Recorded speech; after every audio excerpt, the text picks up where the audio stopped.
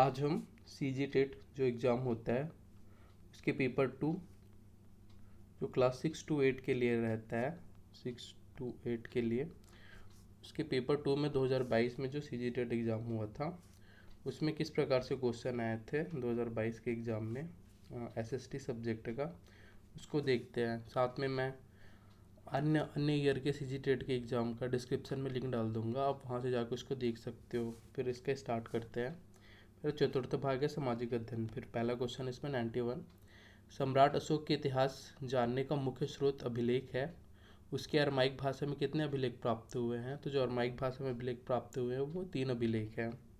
फिर question number 92 है, supreme court ने कार्यस्थल में महिलाओं के छेड़छाड़ को मौलिक अधिकारों का हनन का अपराध मानने वाला विशाखा दिशा निर्देश कब जारी किया था? तो ये जो जारी किया था वह है 1997, ऑप्शन बी। 93 है, पंचतंत्र का फारसी में अनुवाद करने वाले लेखक का नाम है।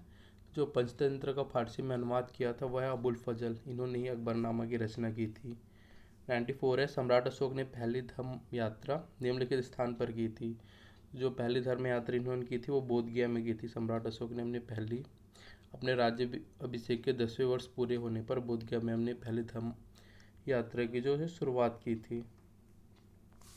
फिर क्वेश्चन नंबर 95, निम्नलिखित अधीनस्थ राजपूत राज्य का अकबर के साथ कोई वैवाहिक संबंध नहीं था। तो जो बांसावाड़ा है, ऑप्शन सी, उसके साथ अकबर कोई राजपूत संबंध नहीं था, वैवाहिक संबंध। मुगल बादशाह अकबर द्वारा तैयार किए गए राजपूत वैवाहिक नीति को शासन का मुख्य आकर्षण माना जाता था। इस नीति के तहत अकबर ने बांसावाड़ा के अधीनस्थ राजपूत राज्य अकबर के साथ कोई वैवाहिक संबंध स्थापित नहीं किया था। फिर 96 है, मुक्ति का साधन भक्ति मार्ग बताने वाले भक्ति आंदोलन के प्रथम संत का नाम था। तो इसके जो प्रथम संत का नाम था वो है ऑप्शन डी, रामानुज। 97 है, ईस्वी सन 453 गुप्त काल में जैन धर्म की धर्म सभा किस स्थान में हुई थी? तो ये जो आयोजन हुई थी ऑप्शन डी, वल्लभी में हुई थी। फिर है क्वेश्चन नंबर 98, 1857 के विप्लव के पश्चात ईस्ट इंडिया कंपनी की सत्ता समाप्त कर क्राउन की सत्ता की स्थापना की घोषणा कब की गई? तो इसकी जो स्थापना की घोषणा की गई थी वो अगस्त 1858 में की गई थी। फिर क्वेश्चन नंबर 99 है, निम्नलिखित में से किस राजा ने दक्षिण पूर्व एशिया के मलाया में भारतीय साम्राज्य की स्थापना की थी? तो इसमें जो भारतीय साम्राज्य की स्थापना की तो ऑप्शन बी है, शैलेंद्र राजवंश ने। फिर निम्नलिखित स्थान में प्राप्त संस्कृति हड़प्पा युगोत्तर संस्कृति है। जो हड़प्पा युगोत्तर संस्कृति है वो है झूकर झाकर संस्कृति, ऑप्शन सी। फिर क्वेश्चन नंबर 101 है, वैदिक साहित्य के अनुसार विद्यार्थी जीवन समाप्त होने पर कौन सा संस्कार होता है? तो इसके अनुसार वैदिक जीवन समाप्त होने पर जो संस्कार होता है वो ऑप्शन डी है, समावर्तन संस्कार। विद्या अध्ययन के अंतिम संस्कार है गृहस्थ जीवन में प्रवेश पाने का अधिकारी हो जाना समावर्तन संस्कार का फल है। और 102 है, किस मराठा पेशवा ने अंग्रेजों के साथ वसीन की संधि 1802 में की थी? तो 1802 में जो मराठा पेशवा ने की थी वो है बाजीराव द्वितीय ने। फिर 103, सूफी धर्म में ईश्वर से एकात्म प्राप्त करने के साधनों में एक है समा, इसका अर्थ होता है। तो जो समा का अर्थ होता है वो है संकीर्तन। फिर 104 है, मुसलमान प्रजा का इस्लाम नियम के अनुसार सदाचार का निरीक्षण करने वाला मुगल अधिकारी था। तो ये करने वाला जो मुगल अधिकारी था ऑप्शन सी है, मुहतसिबी। फिर 105 है, अकबर ने अपने शासन के 14वें वर्ष पैमाइश पर आधारित नई राजस्व व्यवस्था प्रारंभ की थी, उसका नाम था। तो उसका जो नाम था वह ऑप्शन डी, धसाला व्यवस्था। अकबर के वित्त मंत्री राजा टोडरमल ने राजस्व एकत्रित करने की नई व्यवस्था शुरू की थी, जो जब्ती व्यवस्था या धसाला व्यवस्था के नाम से जाना जाती है। फिर है, कौटिल्य के अर्थशास्त्र के अनुसार क्षेत्रक किसे कहा जाता था? तो ये कौटिल्य के अर्थशास्त्र के अनुसार जो क्षेत्रक कहा जाता था वह है भूस्वामी। फिर 107 है, ब्रिटिश कालीन भारत में जातीय व्यवस्था को प्रभावित करने वाले कारकों में निम्नलिखित कारक नहीं था। तो जो कारक नहीं था वह ऑप्शन सी, जाति पंचायत। फिर 108 है, सूफी संत शेख अहमद सर हिंदी के सूफी संप्रदाय के थे। तो जो सूफी संत शेख अहमद सर हिंदी है वो नक्शबंदी संप्रदाय के थे।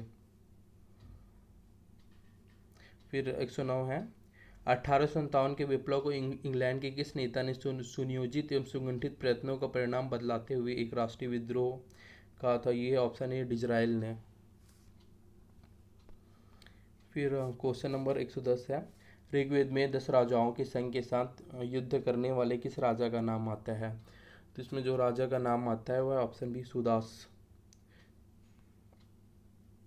और ये युद्ध है, इसका उल्लेख ऋग्वेद के 7वें मंडल में मिलता है। फिर 111 है, भारत में बाल श्रम नीति के क्रियान्वयन के लिए बाल श्रम उन्मूलन प्राधिकरण कब बनाया गया था?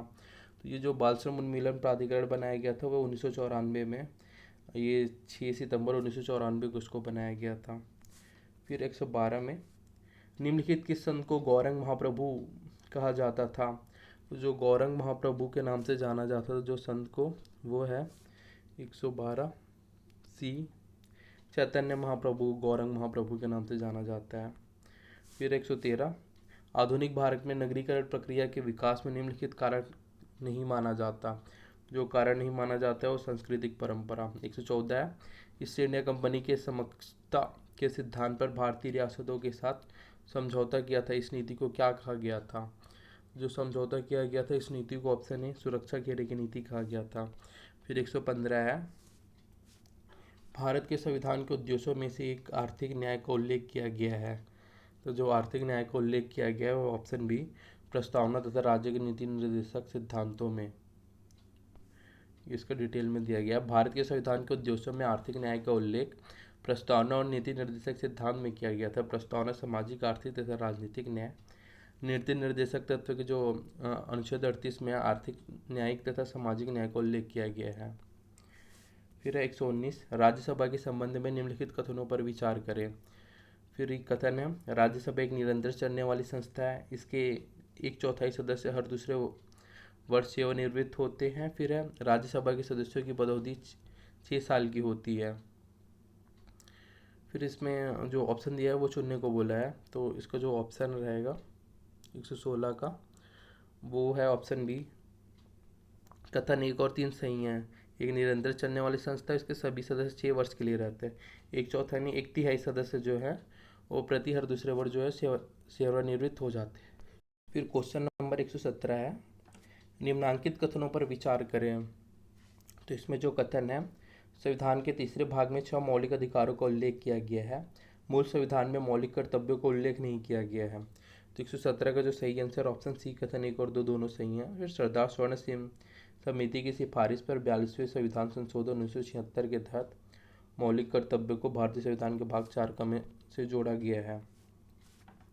118 है, निम्नलिखित में से कौन सी समिति केवल निचले सदन की है? फिर ये जो समिति है वो है प्रत्यायोजित विधान संबंधी समिति। प्राक्कलन समिति 30 सदस्य होते हैं जो केवल लोकसभा से चुने जाते हैं, इसलिए इस समिति के निचले सदन की समिति कहा जाता है।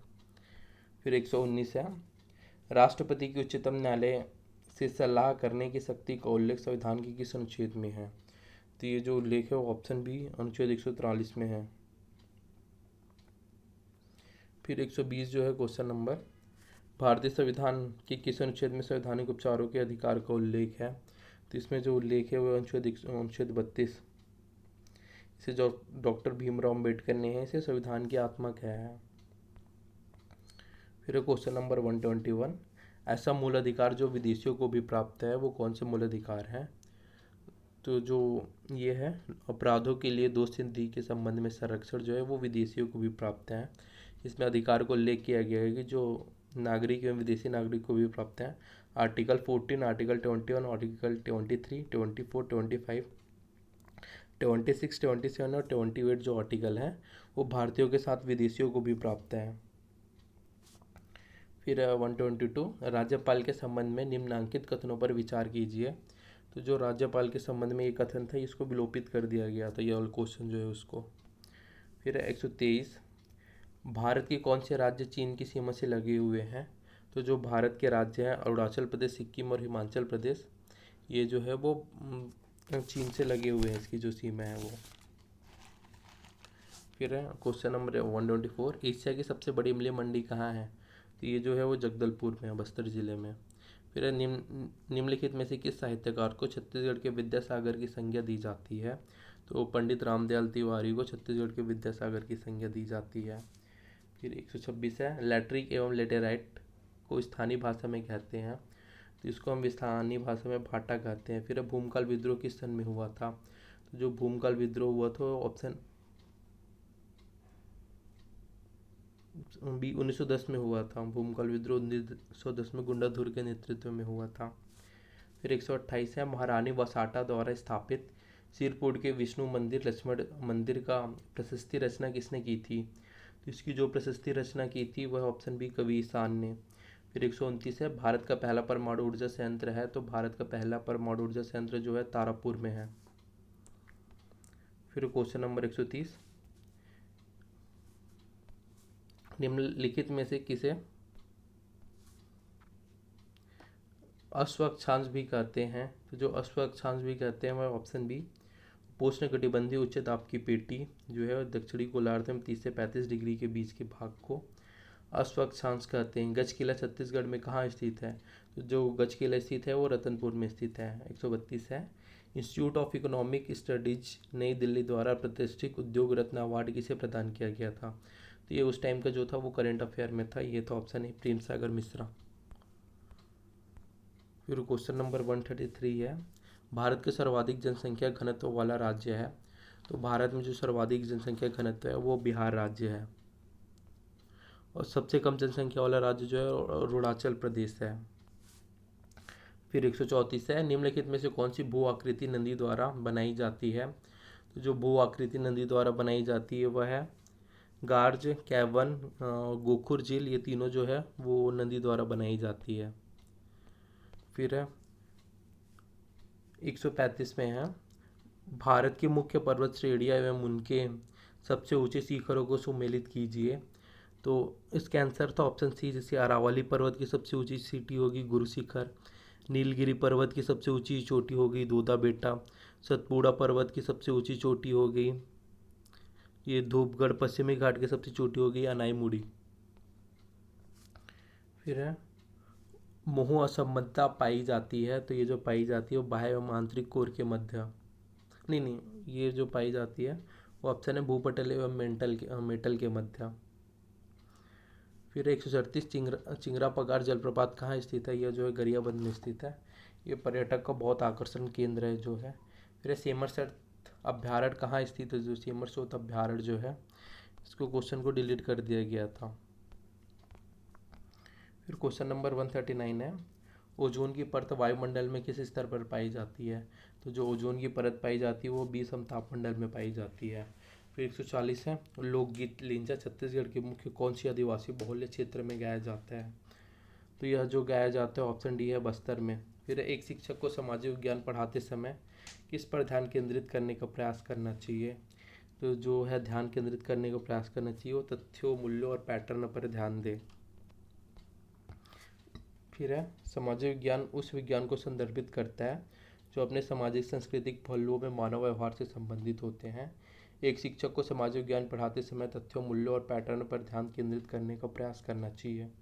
क्वेश्चन नंबर 142 है, कक्षा में व्यवहारिक शिक्षा के विचार का अर्थ है कि शिक्षा किस पर लागू होनी चाहिए? तो जो शिक्षा लागू होनी चाहिए वह है असली दुनिया में। फिर है 143, परियोजना पद्धति किसके व्यवहारिक दर्शन पर आधारित है? तो जो परियोजना पद्धति जो व्यवहारिक दर्शन पर आधारित है वो किलोपैट्रिक। आपने देखा है कि छात्र सामाजिक विज्ञान की कक्षा में पूर्वाग्रह प्रदर्शित करते हैं। आपकी सबसे उपयुक्त प्रतिक्रिया क्या होगी? जो पूर्वाग्रह प्रदर्शित करते हैं उसमें सबसे उपयुक्त प्रक्रिया होगी एक सामाजिक वास्तविकता के आयामों पर चर्चा का आयोजन करना। फिर है क्वेश्चन नंबर 145, नया पाठ्यक्रम शुरू किया जाना चाहिए। तो जो नया पाठ्यक्रम है वो शुरू किया जाना चाहिए धीरे धीरे। फिर है क्वेश्चन नंबर 146, क्या उपयोग करने की अनुशंसा की जाती है कि जब किसी पाठ्यक्रम के विषय या क्षेत्र में बहुत अधिक जानकारी होती है? तो ये जो है व्याख्यान विधि सबसे सरल और सबसे प्राचीन शिक्षण विधि है। इस विधि द्वारा शिक्षक गहन एवं सूक्ष्म विषय वस्तुओं को सरल तथा सुबोध बना सकते हैं। फिर 147 है, छात्रों की गुणवत्ता का मूल्यांकन करने के लिए उपयोग की जाने वाली स्कोरिंग गाइड को कहा जाता है? तो इसको कहा जाता है वह रूब्रिक। 148 है, निम्नलिखित में से कौन सी सामाजिक विज्ञान में नई अवधारणा है? जो नई अवधारणा है वह है सी मानव संबंधों और समाज की बेहतरी का अध्ययन। फिर 149 है, कक्षा प्रबंधन की वह तकनीक जिसमें शिक्षक एक अनियंत्रित छात्र को इस कक्षा से हटाकर नकारात्मक व्यवहार को दंडित करता है कहलाती है। जो दंडित करता है कहलाती है वो टाइम आउट तकनीक। फिर है समूह परियोजनाओं का काम क्या विकसित करने में मदद करता है। तो जो विकसित करने में मदद करता है वह है मजबूत इंटर ग्रुप प्रतियोगिता, उपलब्धि की व्यक्तिगत भावना, सहयोग, समस्या समाधान कौशल। ये उपरोक्त सभी, तो जो ऑप्शन डी है उपरोक्त सभी, ये इसके आंसर है।